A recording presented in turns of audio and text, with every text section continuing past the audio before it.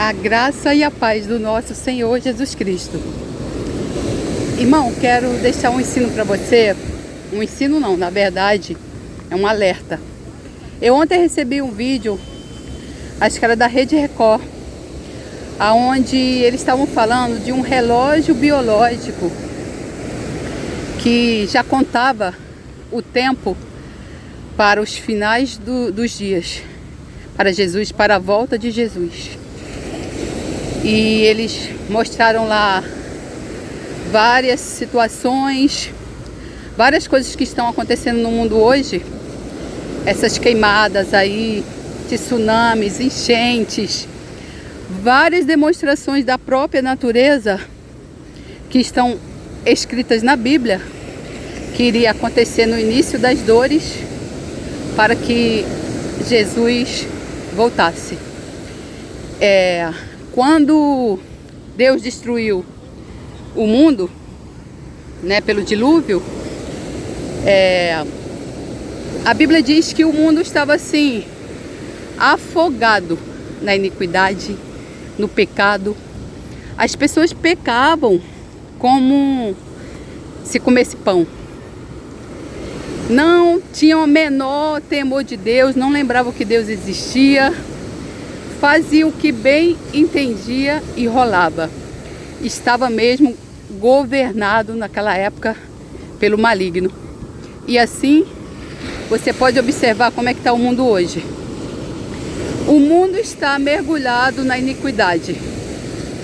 As iniquidades também de Sodoma, Gomorra e das outras cidades que foram destruídas pelo fogo, por causa da iniquidade, principalmente da sodomia. Mas o pecado maior ali naquelas cidades não era a sodomia, que é sexo que não é de Deus, é sexo anal, sexo homem com homem. O pecado maior daquelas cidades era eles não alimentavam os famintos. Irmão, aqui em Copacabana, em cada esquina, tem 2, 3, 4 pobres jogados com fome. E as pessoas passam assim, como se fossem baratas.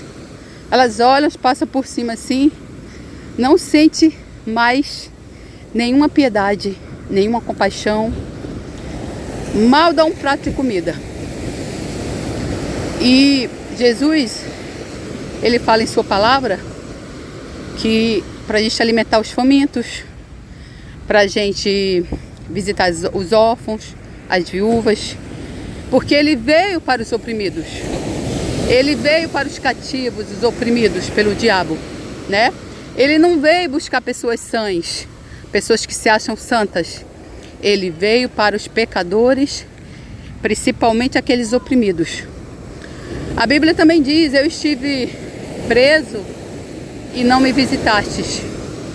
Quantas vezes, irmão, você está aí numa igreja, foi visitar um preso, foi levar uma palavra de conforto? Então, irmão, nós precisamos nos levantar. Irmão, se a igreja, a resposta para o mundo é a igreja. A resposta para o mundo não está em acordos, em G20, em governos, em união de povos, em acordos dos mais diversos nomes que eles criam. A resposta está na igreja. Se a igreja se curvar, Satanás vai deitar e rolar, igual ele está fazendo, dentro da própria igreja do Senhor. Agora, se a igreja se dobrar, dobrar os joelhos no chão, não é se dobrar para Satanás não, é se dobrar para Deus, cair de joelhos, orar, jejuar, a situação muda, irmão. Nós precisamos ser a resposta, irmão, para o mundo, porque a palavra de Deus diz que nós somos o sal da terra. Olha a quantidade de sal que tem aqui nessa areia, e a luz do mundo. Olha, qual é a luz maior do mundo? É o sol. Quem é o nosso sol? O sol da justiça. nosso Redentor, nosso Salvador Jesus Cristo. Ele é a estrela da manhã. Então ele é o cabeça da igreja. Ele só precisa que nós façamos a nossa parte para ele poder fazer a dele. Porque ele tem o controle de todas as coisas. O que é que a igreja precisa, irmão? A igreja precisa se dobrar os joelhos, orar pelas nações, orar por todas essas nações aí que estão envolvidas aí nessa guerra contra Israel. Orar pelos governos, todos os líderes das nações. O que a palavra de Deus diz? Para a gente orar pelas nações. Para a gente orar pelos governos, pelos líderes. Para a gente obedecer às autoridades constituídas por Deus. No que tange as questões da lei, da obediência à lei. Mas no que tange a pecados, como por exemplo o pecado de aborto. O Brasil está aprovando uma lei, está quase aprovada, para as mulheres serem a dona do corpo dela e fazer o que quiser com o corpo dela. Ou seja, matar as crianças ainda no ventre. Irmão, se você ler a Bíblia, irmão, você vai saber quais são as consequências de você matar um espírito enviado por Deus. Quando Rebeca estava grávida dos 2 filhos lá, de Jacó e do outro lá que eu esqueci o nome, Deus falou, eles se mexiam muito na barriga dela. E Deus falou para ela assim: olha, você tem aí 2 nações dentro do teu ventre, dentro da tua barriga. 2 povos, 2 nações. Se ela tivesse abortado Esaú e Jacó, o povo de Israel não teria existido, né? Porque o povo de Israel veio do Jacó. E o outro povo lá, os muçulmanos, os outros povos, de Esaú. Veja bem, são nações, são povos de Deus. São filhos de Abraão, são nossos irmãos. São nossos irmãos pela fé, né? Porque Deus falou para Abraão que ele ia, assim, contou as estrelas do céu, assim ia ser sua descendência. Então esses povos que estão em guerra são irmãos, são descendência de Abraão, são irmãos, são filhos de Deus. Embora estejam em lados opostos, lados separados. Nós precisamos orar não somente pelo povo de Israel, mas pela outra nação também, para que ela se renda, para que ela saia do engano de Satanás, desse tal de Maomé, que eles chamam de profeta Maomé. Profeta, só existiram os profetas bíblicos. Profeta, o maior profeta é nosso Senhor Jesus Cristo. E a igreja precisa fazer a parte dela. Qual é? Se dobrar. Dobrar os joelhos. Cair com a cara no chão. Irmão, se você estudar a vida daqueles grandes homens de Deus do passado, eles oravam 4, 5 horas por dia. Jejuavam, às vezes tinha um que jejuava uma semana. E assim, irmão, a igreja, ela não pode parar. A igreja de Jesus é a resposta. Por que a igreja é a resposta para a mudança que nós precisamos? Porque Jesus está às portas. Jesus está às portas e ele não parou. Os 3 anos de ministério dele aqui na terra, Jesus não parou. A igreja também não pode parar. A igreja não pode se render a Satanás.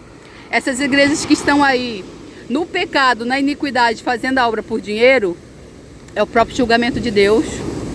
É o que está se cumprindo nas Escrituras para que Jesus volte. Irmão, observa o que está acontecendo no mundo. Observa o que está acontecendo aí na tua casa, nos vizinhos aí. Mulher com mulher, mulher com cachorro, mulher com gato, homem com homem, homem com... Olha, e o governo está apoiando isso. O governo está apoiando matar pessoas, matar crianças no ventre. Um espírito que Deus mandou. O governo está apoiando matar profetas, porque uma criança no ventre é uma geração. É uma geração que pode ser uma geração de profetas. Então, irmão, não seja cúmplice desse pecado do seu próximo. Não se sente, irmão, na mesa dos escarnecedores. Que nós possamos nos levantar enquanto igreja do Senhor. Nós não podemos desnudar as pessoas e falar dos pecados dela, porque isso também é pecado. Deus sabe do coração de cada um. Nós não podemos condená-los, mas nós podemos admoestá-los com amor, como disse Paulo.